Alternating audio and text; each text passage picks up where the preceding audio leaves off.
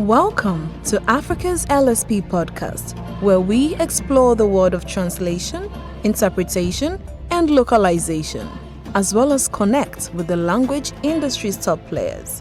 From language service providers to the businesses and individuals who rely on their services, we'll be delving into the challenges, opportunities, and trends shaping the industry. Join us as we discover the power of language and the impact it has on connecting Africa and the world. Brought to you by Bolingo Consult and hosted by Natkin Taylor. Africa's LSP podcast is the go-to podcast for all things language in Africa.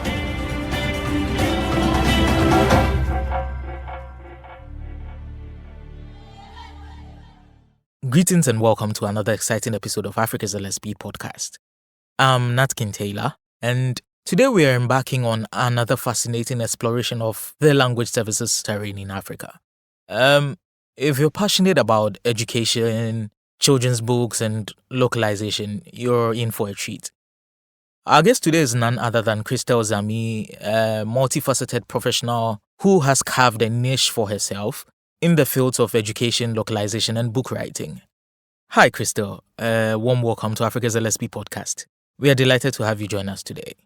Hello, Nat. Hello to all the listeners of Africa's LSP podcast.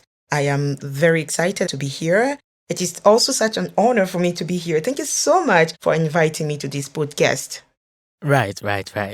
So let's start with you telling us more about yourself. Who you are and what you do. So I am Christelle Ami Zami. I am from Togo. And what do? I have so many things I generally get confused about what I'm supposed to say. So Christelle Zami is an author. She's a program coordinator. She's an interpreter. She's a translator. She's a project manager. She's an educational consultant. And yeah, this is basically me. Wow, that's a lot more than I knew about. It's amazing, but it's just got me wondering. So you're a project manager, educational consultant, translator, interpreter, etc. I'm wondering, how do you manage to balance all these roles and still get to write books? Because I've met a lot of aspiring authors who, due to their commitment to other things such as their regular jobs, family, etc., are unable to kickstart their writing career. Some pointers for such people would really be appreciated, Christelle. You rightly said it. I like your question because it has never been easy at all to align all these commitments together. Generally speaking, we have a lot of plans for a day, but what at all is a day? A day is generally 24 hours, right? Right. So you wake up, you feel like, I'm going to do this, I'm going to do that, and you end up ending the day without being able to achieve your goals. So what I generally do, because I have a lot of commitments, is that I never pressure myself into penning my thoughts, my emotions, my feelings, or whatever I want to share with my readers. I always prefer to leverage the free time that I have. It's very important. And actually, as you said, there are a lot of authors around the world who would like to really settle when it comes to writing, but it's impossible for them. So what works for me, of course, is that I always leverage my free time.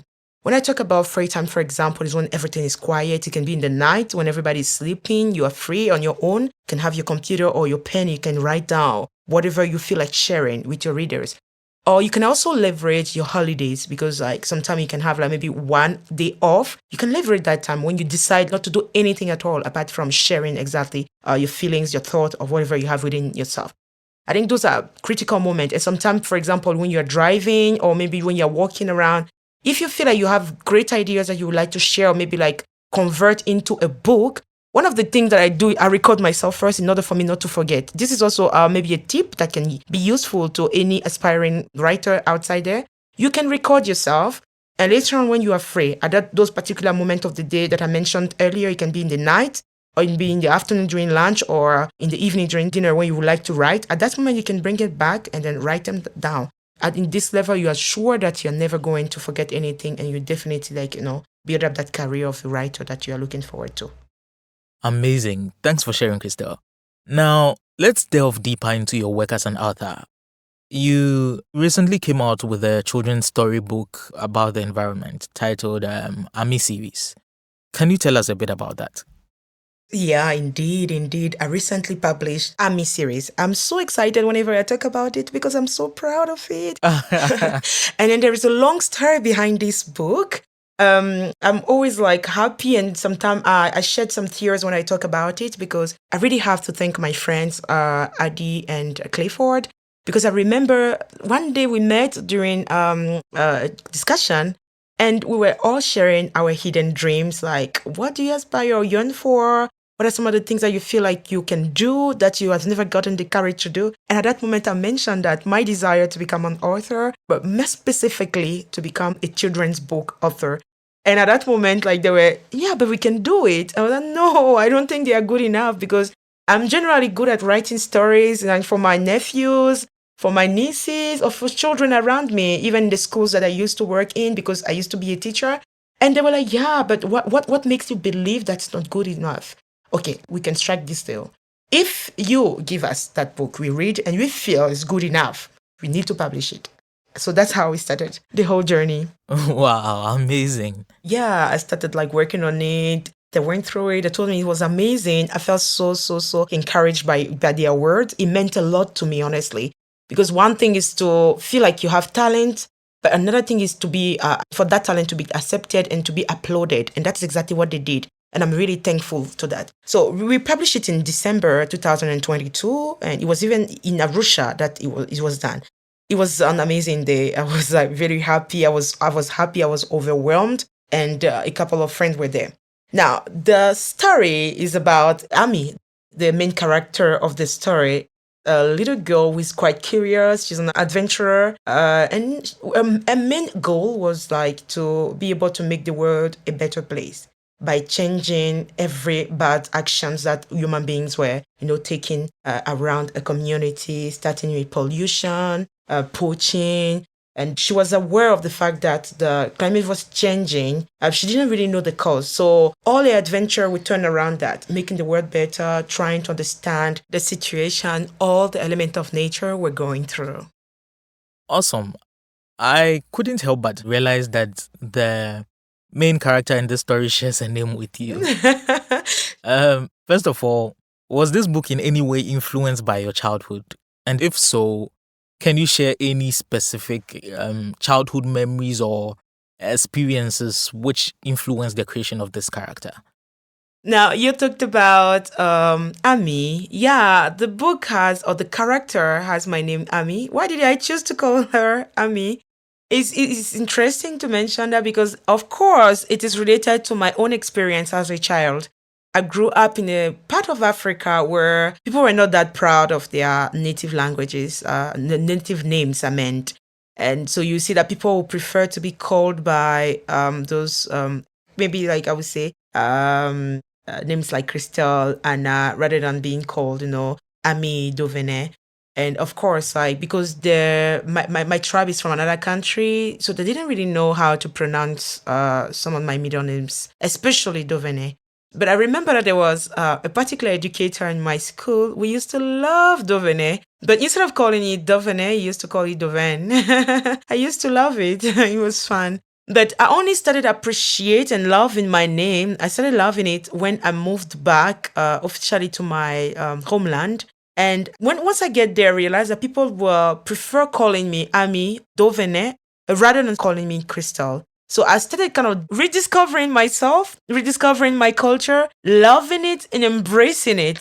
So because I started loving it, like I started thinking about possibility to use it like virtually everywhere. When I introduce myself, I always want to mention also like the fact that I'm called Ami and Dovene. Now coming back to what I share with the character, I was a mixture of boldness and shyness. I don't know how you can understand it though. But think about it. Just imagine a little girl who's a bit shy at times and very bold sometimes. I was very inquisitive and curious. I would ask a lot of questions, but unfortunately, in the African context, you will not necessarily get the answers to the questions you're asking because maybe people will feel like those are bad manners, like to ask too many questions, just follow, just observe, and you understand. But I grew up like with that feeling. I will not call it frustration, but there is a part of me which needed answers to questions. And this is exactly how this little girl, I mean, in the book is. She's curious. She wants to understand. She wants to solve problems, but she needed also to get the answers to her questions. She will keep on insisting till she gets there. So that is exactly what I wanted to also like convey by, that same experience that I had through this little girl. Right, right. Now, aside from English, you've translated your book into multiple African languages. Um, the translator that you are, I mean, I can understand why you'd want to do that. However, as an educational consultant, how do you see this multilingual approach to literature and storytelling contributing to a child's holistic development, particularly in Africa? Yeah. Now, talking about the reason why I decided like to publish the book into several languages, and here again, I have to point out the importance of having good friends around you. When we started the whole journey, the Ami series, in the very beginning, the plan was like, yeah, to publish it in only one language. But then, because I was working with Bolingo, which is an amazing language service provider, we had a meeting when we were like trying to think about possibilities to make it available also in other languages, because this is also one of the focuses of Bolingo. And I was really excited about it because honestly, look, I'm an author. My book is available in my own native language. But can you imagine that I'm not really comfortable reading it? Sometimes it's a bit difficult for me. And how I wish I can really go backward, and in order for me to be able to master my language, be able to read and understand, it just like remind me about like something that Nelson Mandela said when he said, if you want really to touch somebody's mind, you can just talk like in the language you understand. But when you use the mother tongue of that person, the person is touched. The heart of that person is touched. And that's exactly what I believe. As an educational consultant, I strongly believe that kids learn better in the language they feel more comfortable with. When kids are freshly coming to school, very often, depending on which family they're coming from, sometimes they don't necessarily have the language of instruction.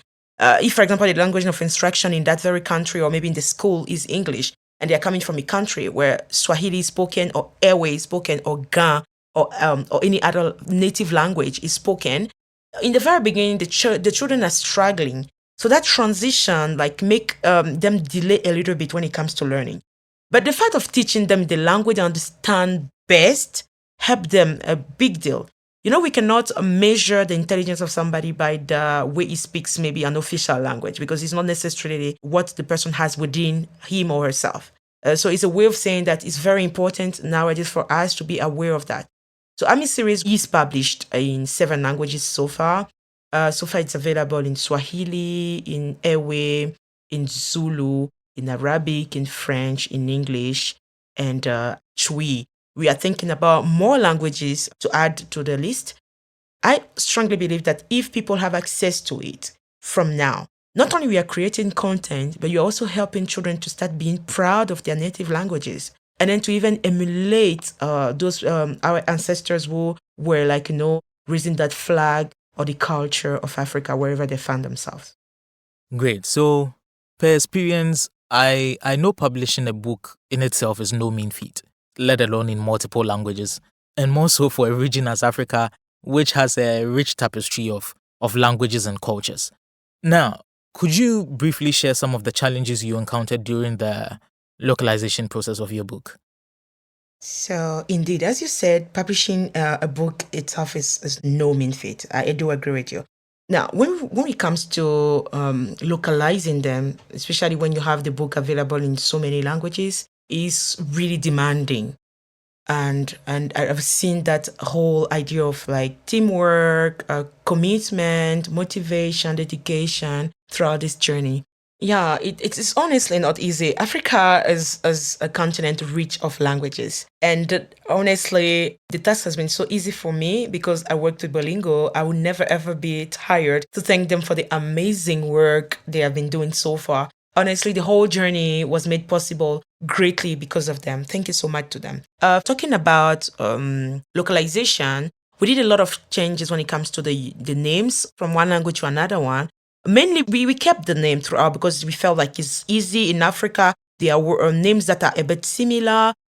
In the Arabic version, for example, we decided to change the name. Amel is a name that is more like present or maybe common in the Arabic culture. And the outfit, when it comes to illustration, they also suggested. So we worked not only the illustrator, but at that point we also worked with the linguist we were able to suggest the kind of colors that would be more acceptable in a particular context, the kind of names, the kind of foods. Of course, it depends on the circumstance. I remember some time ago, I had a presentation during a conference, and then I was explaining, somebody asked that question like, don't you think that by localizing too much, we are kind of losing the original message? And I thought about it for 1 second and I said yes and no at the same time. Why? Because it all depends on the message you want to convey.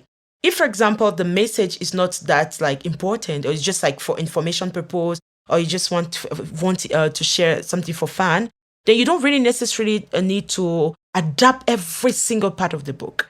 But now, if really there is a strong message and you really want it to be accepted by the other culture, and you also want them to understand the message hidden behind it, at that moment you'll be compelled to adapt. So I'm giving you an example of food. We don't necessarily need to change the food when, for example, the food is cross-cutting. In Africa, we have like ugali in the Swahili culture is also eaten by other people in different parts of Africa, but the name is not the same. So even if you're talking about that, people will not really resonate with the food you're talking about. They will require more time to go and research to understand before they even pay attention to the actual message. So sometimes to avoid all these petty things, it's very important for you to localize in order for them to focus on the actual message you're trying to convey. This is just a little example for people to understand why it is important to localize a content, especially when it comes to books and books for kids, because kids are different from adults. Kids are captivated by the pictures, the colors, the outfit, the names, the faces, the features. There are so many things that draw children's attention. So if you're not able to input those things, it will be really difficult for you to get the attention of the readers or your target audience. So that is why whenever you want to write in a specific language, if you're targeting a specific audience, think about it and find better ways to touch their heart to attract their attention. Interesting points there, Christelle. Wow. That's a lot of things to take into consideration when localizing content. Which brings me to this question. So, you already mentioned the beautiful collaboration between you and Bolingo Consult in publishing Ami Series in various African languages. Now, can you emphasize a bit more on why it's pertinent for authors and language professionals to work together to ensure that African stories are accessible to as many people as possible while still preserving linguistic diversity? Yeah, when it comes to localization, we worked a lot with linguists. We had meetings, they listened to us, they listened to the idea, the dream behind the book, because it's also very important. You cannot localize anything where the author himself or maybe like the owner is not there, because the owner has to share the reason why the product exists, the reason why the content exists in the first place, for you to be able to understand how to, I would not say transpose, but how to also share it in the other culture. It's very key. Now, coming back to the localization aspect and why it's important to involve professionals, there is no way you'll be able to localize your content, your book, your article, or whatsoever you want to share outside there if you don't involve the professionals. Why? Because they know the culture better than you. You are coming from a totally different culture. And sometimes you're even coming from this very culture, but you didn't grow up in the environment where your target audience grew up.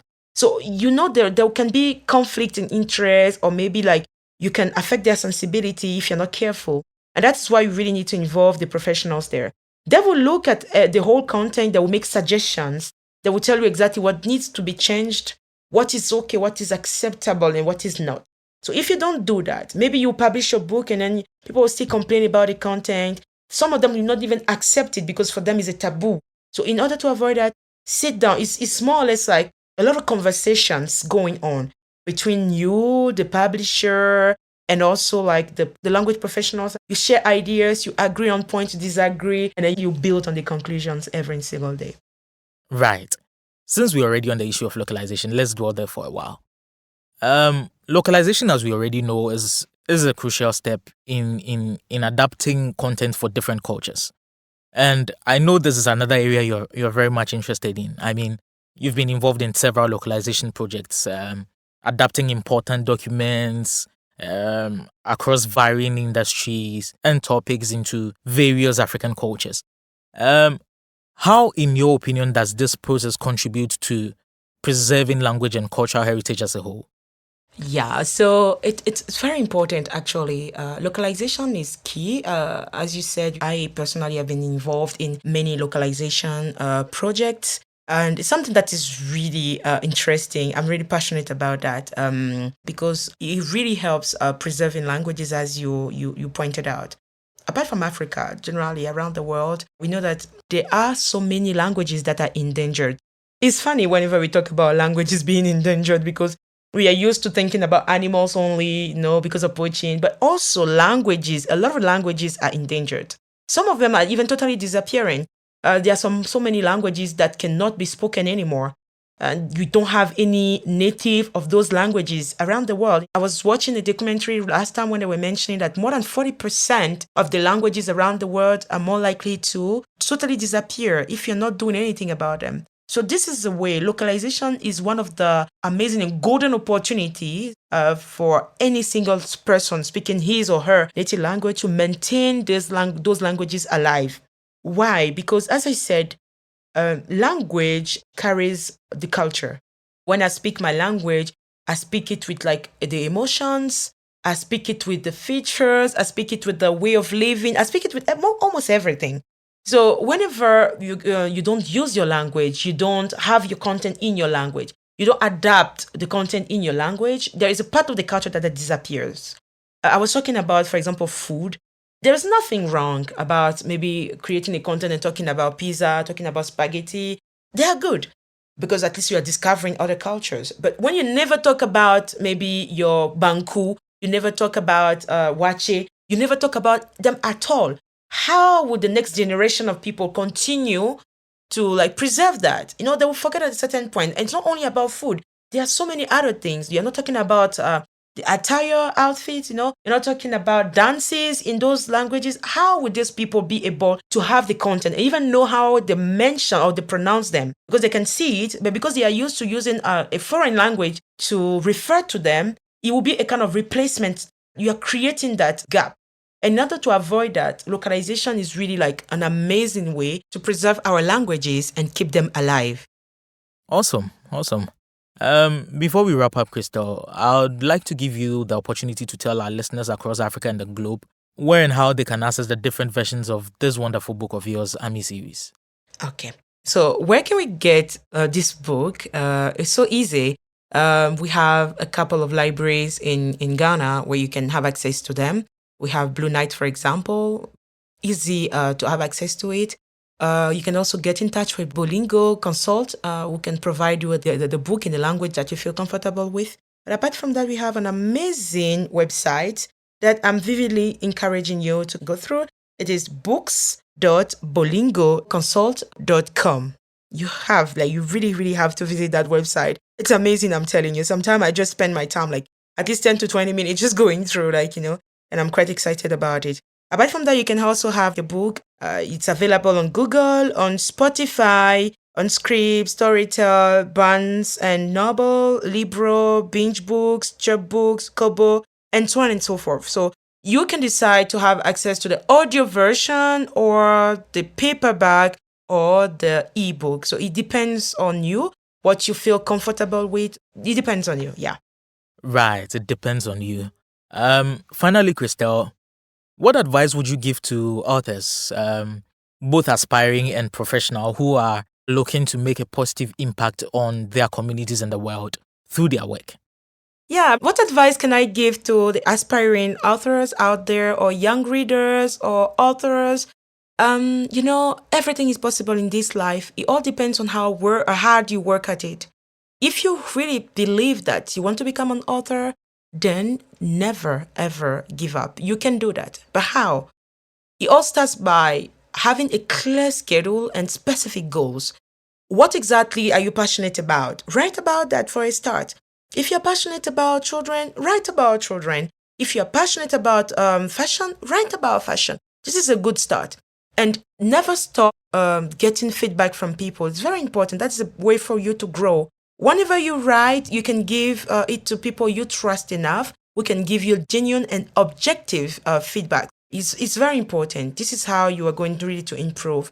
Get corrected, but you have to also read a lot. Becoming an author also means that you like reading, because when you read that, you get ideas. When you read that, you get thought. You get a clear platform, and it gives you the desire, the motivation for you to also share something that you learned that you would like to also share with people. So yeah, those are basic things that I think I can share for now. Yeah. Wow. Thanks for that, Christelle. Well, all too soon we've come to the end of today's episode, and it's been great talking to you, Christelle. Oh, it's so sad that we are at the end of the show already. I wish it could be longer than this. But definitely we have more time to share experience, to share thoughts, ideas. Definitely. Definitely. But thanks so much for coming onto the podcast and sharing your insight with us. Like we always do, we'll leave links to your LinkedIn profile as well as those to the sites which host your book so that our listeners can follow up. Yeah, I'm looking forward to that.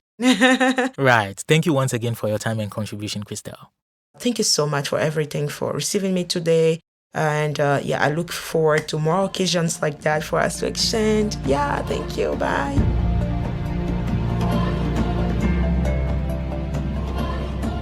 Thanks for tuning in to Africa's LSP podcast. We hope you enjoyed the conversation and learned something new. For feedback or enquiries, reach out to us at podcast@bolingoconsult.com. Don't forget to subscribe, rate, and review us on your favorite platforms. Until next time, stay curious and keep growing.